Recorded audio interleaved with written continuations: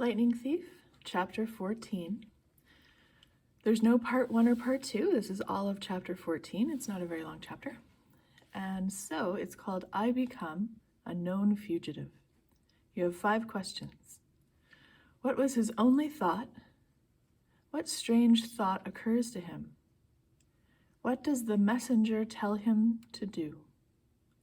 Why does Percy feel relieved? What do they need to do first? I'd love to tell you I had some deep revelation on my way down, that I came to terms with my own mortality, laughed in the face of death, etc. The truth? My only thought was, ah!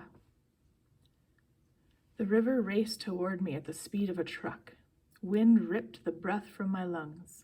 Steeples and skyscrapers and bridges tumbled in and out of my vision. And then, flaboom! A whiteout of bubbles. I sank through the murk, sure that I was about to end up embedded in 100 feet of mud and lost forever. But my impact with the water hadn't hurt. I was falling slowly now, the bubbles trickling up through my fingers. I settled on the river bottom soundlessly. A catfish the size of my stepfather lurched away in the gloom. Clouds of silt and disgusting garbage, beer bottles, old shoes, plastic bags, swirled up all around me. At that point, I realized a few things. First, I had not been flattened into a pancake. I had not been barbecued. I couldn't even feel the chimera poison boiling in my veins anymore. I was alive, which was good. Second realization, I wasn't wet. I mean, I could feel the coolness of the water. I could see where the fire on my clothes had been quenched. But when I touched my own shirt, it felt perfectly dry. I looked at the garbage floating by and snatched an old cigarette lighter. No way, I thought. I flicked the lighter. It sparked. A tiny flame appeared right there at the bottom of the Mississippi. I grabbed a soggy hamburger wrapper out of the current, and immediately the paper turned dry. I lit it with no problem. As soon as I let it go, the flame sputtered out. The wrapper turned back into a slimy rag. Weird. But the strangest thought occurred to me only last. I was breathing underwater.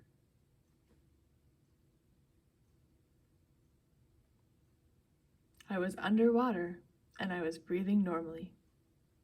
I stood up, thigh deep in mud. My legs felt shaky, my hands trembled. I should have been dead. The fact that I wasn't seemed like, well, a miracle. I imagined a woman's voice, a voice that sounded a bit like my mother. Percy, what do you say? Thanks. Underwater it sounded like I did on recordings, like a much older kid. Thank you, Father.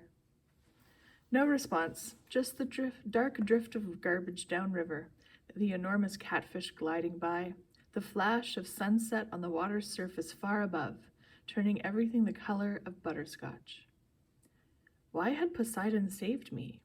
The more I thought about it, the more ashamed I felt. So I'd gotten lucky a few times before. Against a thing like the chimera, I had never stood a chance. Those poor people in the arch were probably toast. I couldn't protect them. I was no hero. Maybe I should just stay down here with the catfish, join the bottom feeders. Thump, thump, thump. A riverboat's paddle wheel churned above me, swirling the silt around. There, not 5 feet in front of me, was my sword, its gleaming bronze hilt sticking up in the mud. I heard that woman's voice again. Percy, take the sword. Your father believes in you. This time I knew the voice wasn't in my head. I wasn't imagining it. Her words seemed to come from everywhere, rippling through the water like dolphin sonar. Where are you? I called aloud. Then, through the gloom, I saw her. A woman the color of the water, a ghost in the current, floating just above the sword. She had long, billowing hair, and her eyes, barely visible, were green like mine. A lump formed in my throat. I said, Mom? No, child, only a messenger, though your mother's fate is not as hopeless as you believe. Go to the beach in Santa Monica. What? It's your father's will. Before you descend into the underworld, you must go to Santa Monica. Please, Percy, I cannot stay long. The river here is too foul for my presence. But I was sure this woman was my mother, or a vision of her, anyway. How did you... There was so much I wanted to ask, the words jammed up in my throat. I cannot stay, brave one, the woman said. She reached out, and I felt the current brush my face like a caress. You must go to Santa Monica. And Percy, do not trust the gifts. Her voice faded. Gifts? I asked. What gifts? Wait. She made one more attempt to speak, but the sound was gone. Her image melted away. If it was my mother, I had lost her again. I felt like drowning myself. The only problem? I was immune from drowning. Your father believes in you, she had said. She'd also called me brave, unless she was talking to the catfish. I waded toward Riptide and grabbed it by the hilt. The Chimera might still be up there with its snaky, fat mother waiting to finish me off. At the very least, the mortal police would be arriving, trying to figure out who had blown a hole into the arch. If they found me, they'd have some questions. I capped my sword, stuck the ballpoint pen in my pocket. Thank you, Father, I said again to the dark water.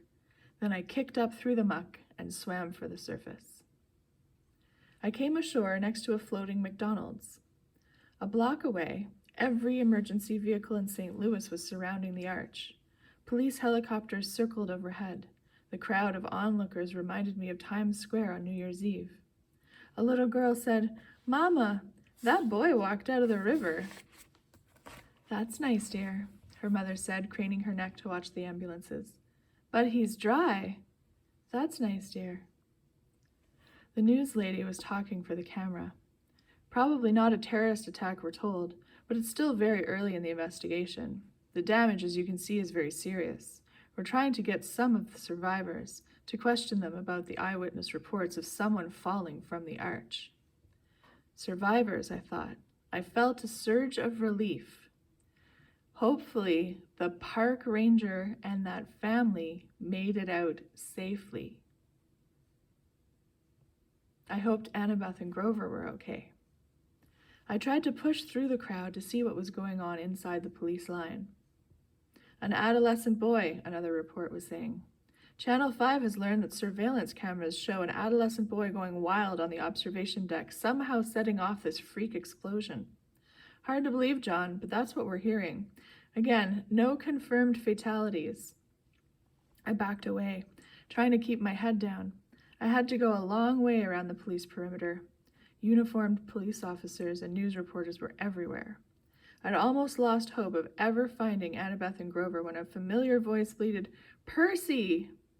I turned and got tackled by Grover's bear hug, or goat hug.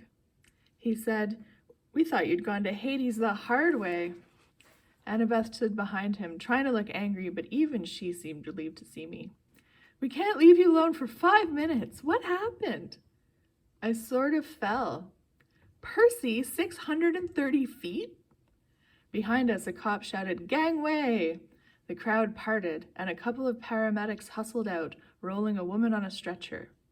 I recognized her immediately as the mother of the little boy who'd been on the observation deck. She was saying, and then this huge dog, this huge fire-breathing chihuahua. Okay, ma'am, the paramedic said. You just calm down. Your family's fine. The medication is starting to kick in. I'm not crazy. This boy jumped out of the hole and the monster disappeared. Then she saw me. There he is! There's the boy! I turned quickly and pulled Annabeth and Grover after me. We disappeared into the crowd. What's going on? Annabeth demanded. Was she talking about the chihuahua on the elevator?